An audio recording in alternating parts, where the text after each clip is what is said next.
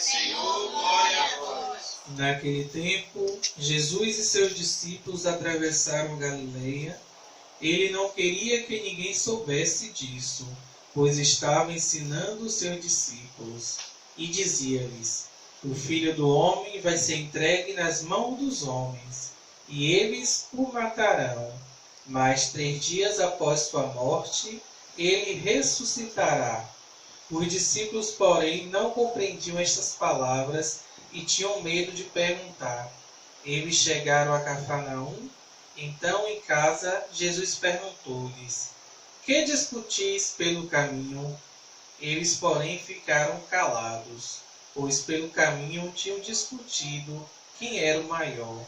Jesus sentou-se, chamou os 12 e lhes disse: se alguém quiser ser o primeiro, que seja o último de todos, e aquele que serve a todos.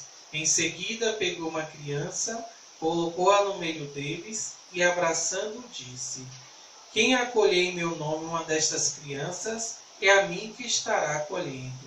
E quem me acolher, está acolhendo não a mim, mas aquele que me enviou. Palavra da salvação. Glória a vós, Senhor.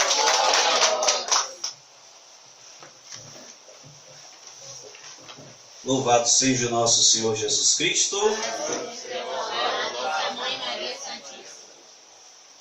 Eu gostaria de fazer essa reflexão com vocês, tomando por base o início da primeira leitura, porque ela vai falar de um tema que tem sido recorrente nos 2 últimos domingos, hoje também, que é a justiça. E eu várias vezes aqui na paróquia ensinei, disse, várias vezes lá em Sauípe ensinei e disse, o que é que Deus está preocupado a respeito de nós, do nosso comportamento. E o que é que eu sempre digo?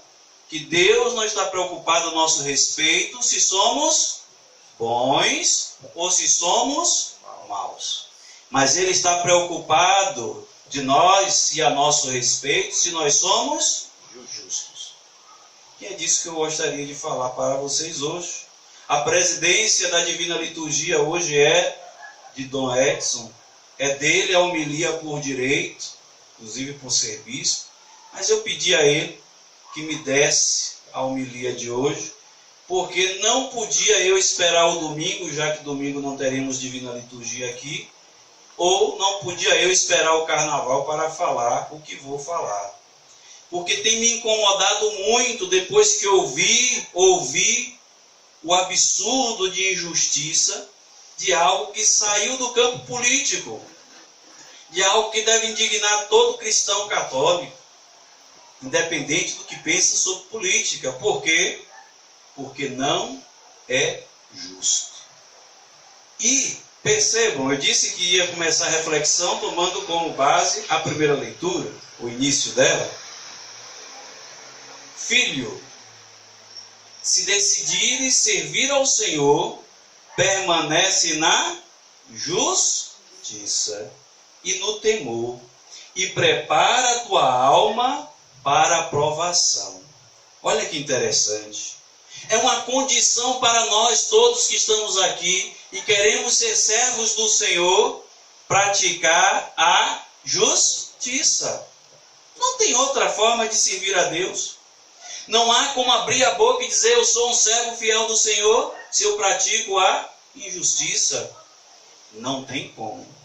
Eu até posso me disfarçar de cristão, eu até posso gritar sou cristão, mas se não pratico a justiça diante de Deus, eu não sou o seu servo.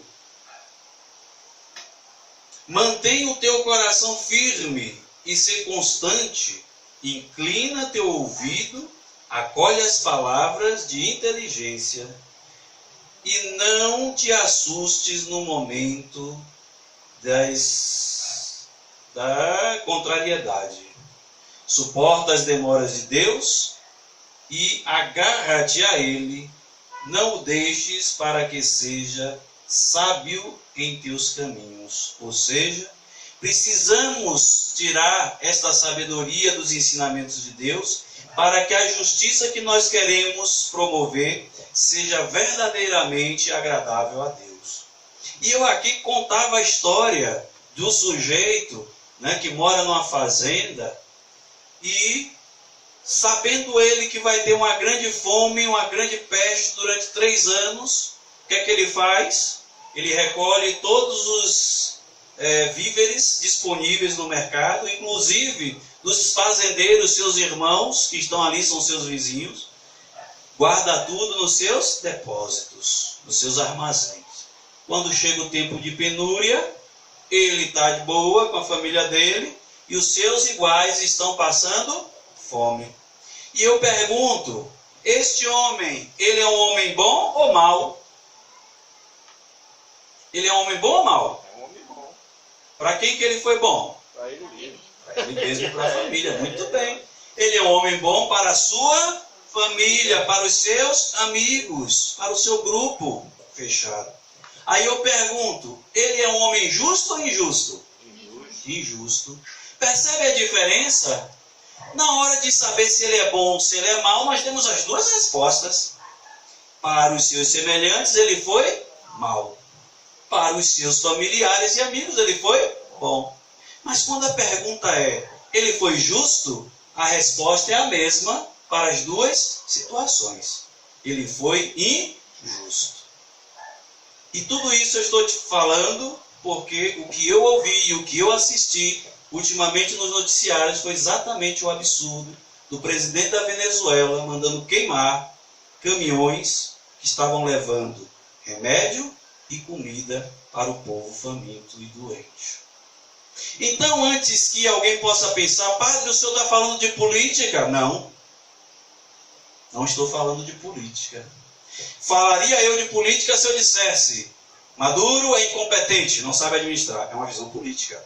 É um direito meu. Ele até pode saber administrar, mas enquanto oposição a ele, eu tenho o direito de dizer o que eu quiser, ainda que não seja verdade. Isso seria um assunto político.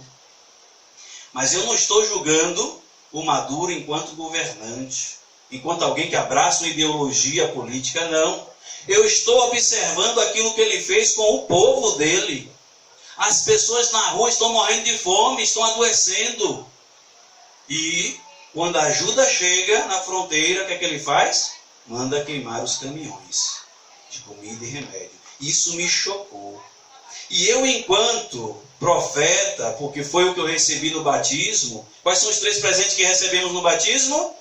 Sacerdócio, rei e profeta. Nesses 3 presentes, estou exercitando um deles agora.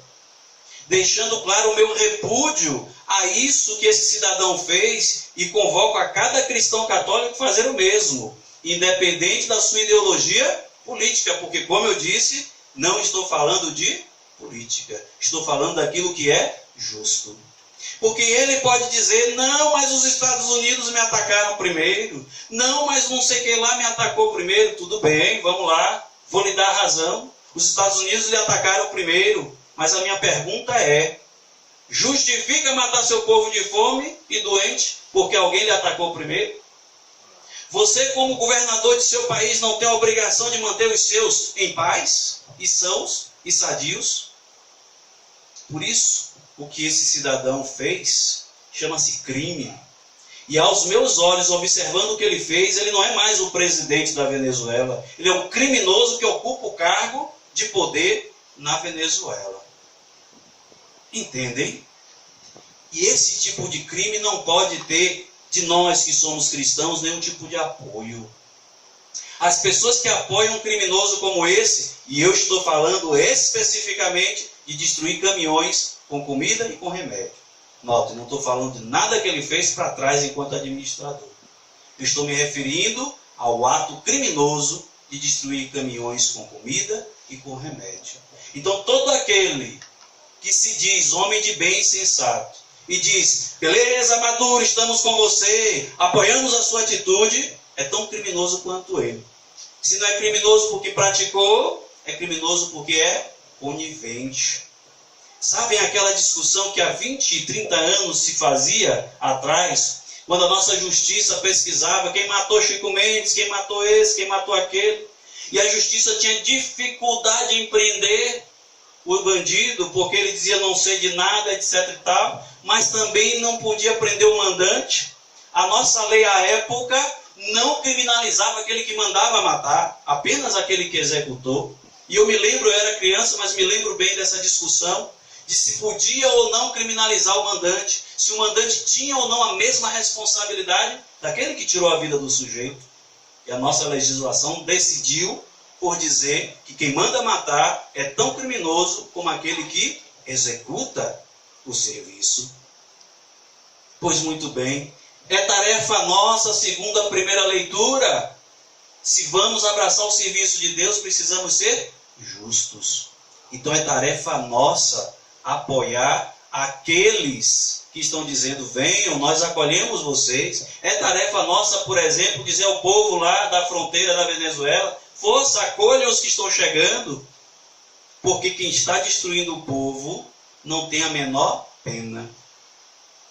E o que é pior, um agravante no caso desse cidadão é o vídeo que vazou dele num restaurante muito chique, comendo uma comida muito mais chique ainda, caríssima. E quando chega a notícia aos nossos ouvidos que o que é o governo, são todas as pessoas que compõem o Estado, ou seja, presidente, vice-presidente, deputado, senador, blá, blá, isso tudo é governo. São os funcionários do governo. Todo mundo passando bem. Todos não conhecem o que é fome e nem necessidade, mas matam o povo que passa fome e necessidade. Então é isso que estava corroendo o meu juízo desde anteontem, quando eu vi as notícias, e essa necessidade de falar e esclarecer ao povo cristão católico de que nós não podemos ser coniventes com isso. Por que eu estou falando isso? Porque existe esquerda e direita. É condenável quem é de esquerda? Precisamos agora colocar na cadeia todas as pessoas que são de esquerda? De jeito nenhum. É da democracia. É da democracia. Vamos colocar na cadeia todos que são do PT, se tiver cometido crime. Porque também no PSDB, no PSL, e todos os outros partidos têm quem cometeu crime.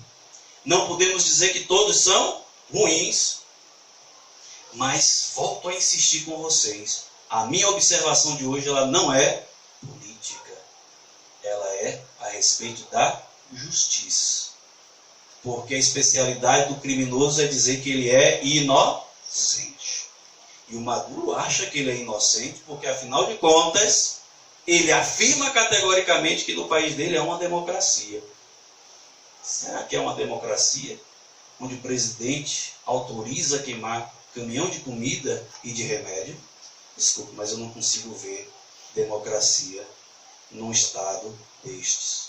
Descobri recentemente, porque eu nunca gostei de política partidária, mas descobri recentemente a respeito das pessoas falando sobre esquerda, direita e conservador.